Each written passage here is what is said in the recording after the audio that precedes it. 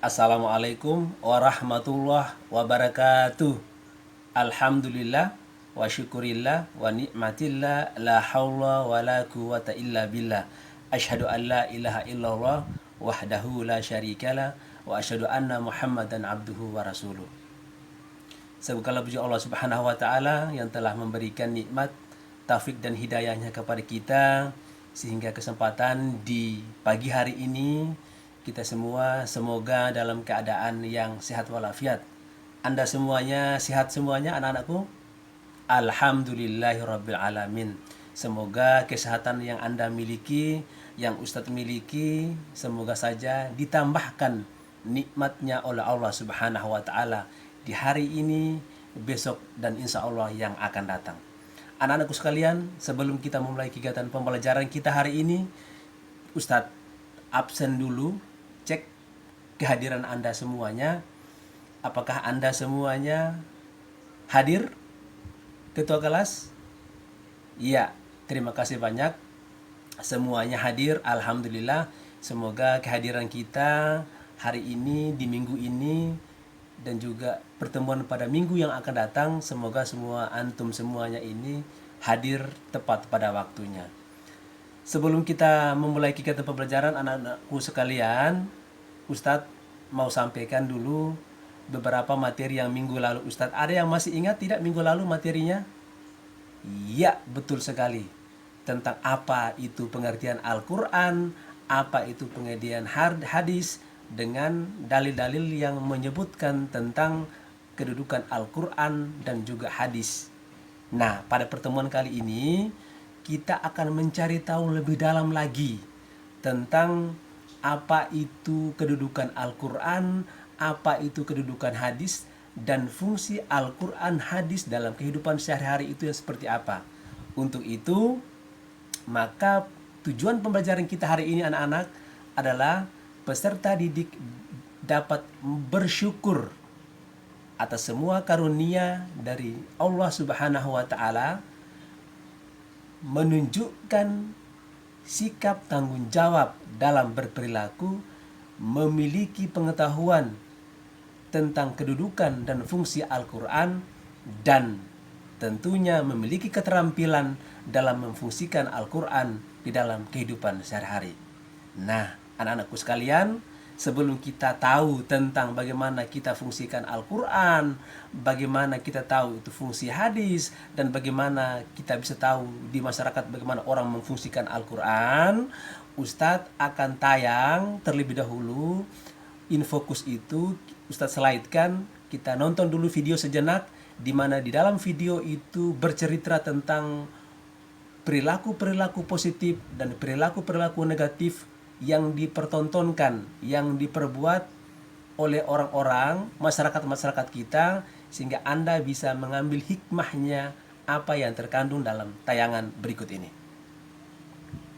Nah, Anda sudah saksikan semua kan? Kalau sudah selesai, untuk berdiskusi nanti, Anda akan mencari tahu perilaku-perilaku yang tadi Anda sudah nonton di video itu, yang positif itu yang mana, yang negatif itu yang mana, yang positif sesuai dengan Al-Quran itu yang mana, yang positif sesuai dengan hadis itu yang mana, yang tidak sesuai dengan Al-Quran itu yang mana, dan yang diharamkan oleh hadis itu yang bagaimana. Untuk mempersingkat waktu, Ustadz langsung saja bagi Anda semuanya ke dalam 4 kelompok. Perhatikan bahwa 4 kelompok itu yang pertama, kelompok 1, dia mencari tahu apa itu kedudukan Al-Quran dan apa itu kedudukan hadis.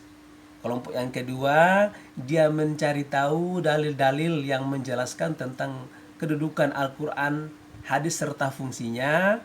Kelompok yang ketiga, dia mencari tahu apa dan bagaimana orang memfungsikan Al-Quran dan hadis. Dan kelompok yang keempat ini tugasnya adalah dia mencari tahu hadis-hadis yang memungkinkan, yang meriwayatkan perilaku orang-orang yang sebagaimana disebutkan di dalam Al-Quran maupun hadis Rasulullah Shallallahu Alaihi Wasallam. Nah, untuk itu sekarang silakan Ustadz langsung saja membagi Anda semua ke dalam 4 kelompok, dan tentunya Ustadz akan sertakan dengan bahan ajar sebagai bahan untuk diskusi di kelompok Anda masing-masing. Ya.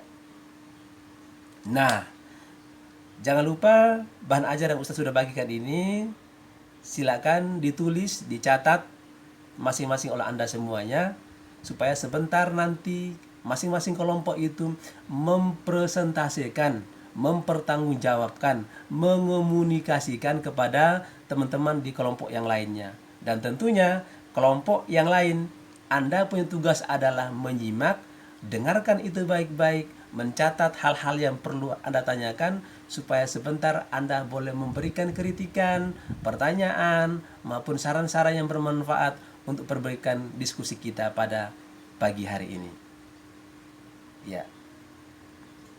Nah, terima kasih banyak untuk kelompok 1 yang sudah mempresentasikan, kelompok 2 yang sudah mempresentasikan, kelompok 3 yang sudah mempresentasikan, dan kelompok 4 yang sudah mempresentasikan hasil diskusinya.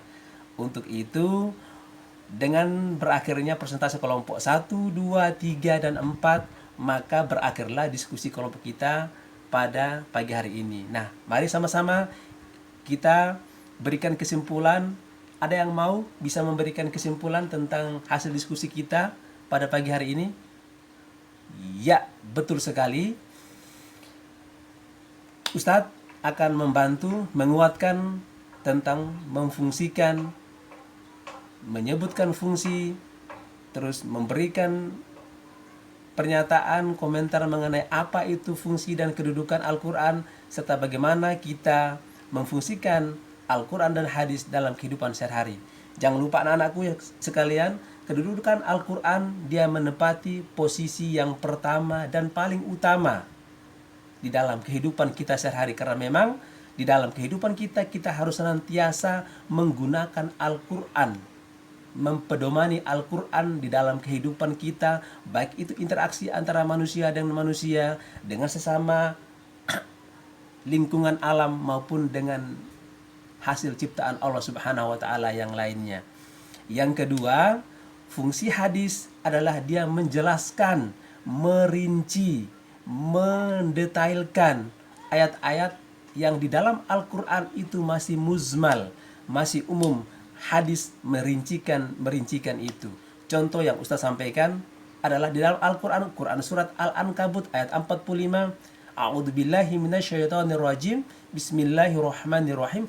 Aqimis shalah innas sholata tanha anil fahsya'i wal munkar. Ada yang tahu anak-anakku sekalian? Nah, di dalam Al-Quran kan dia sebut begini, dirikanlah sholat, sesungguhnya sholat itu mencegah perbuatan yang jahat, keji, dan mungkar. Pertanyaannya, sholat yang bagaimana yang bisa mencegah perbuatan yang jahat, keji, dan mungkar? Di dalam ayat Al-Quran itu kan dijelaskan secara umum saja. Nah, rincinya di mana? Rincinya hadis merincikan pernyataan yang umum dari Al-Quran itu.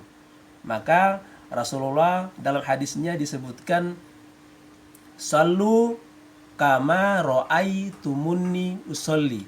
Solatlah Anda sebagaimana Anda melihat saya solat.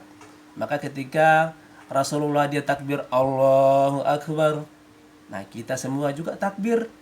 Karena di dalam Al-Quran tidak disebutkan aqimis shalah terus disertakan dengan takbiratul ihram diakhiri dengan salam, kan tidak ada. Maka di dalam Al-Quran yang demikian umumnya, hadis merincikan bunyi daripada Al-Quran itu. Anak-anakku sekalian, tentunya hari ini Ustadz anggap sudah luar biasa sekali diskusi kita hari ini. Semoga ilmu yang bermanfaat hari ini Anda bisa terapkan di dalam hidup dan kehidupan Anda dan juga bersama keluarga. Mari kita tutup pertemuan kita. Jangan lupa minggu depan tugas yang tadi Ustadz sudah selipkan di dalam bahan ajar di halaman paling bawah, silakan Anda gunakan, perhatikan, dan kerjakan secara baik dengan teman-teman Anda sekalian. Mari kita tutup pertemuan kita dengan sama-sama melafadzkan hamdalah. Alhamdulillahirabbil alamin. Wassalamualaikum warahmatullahi wabarakatuh.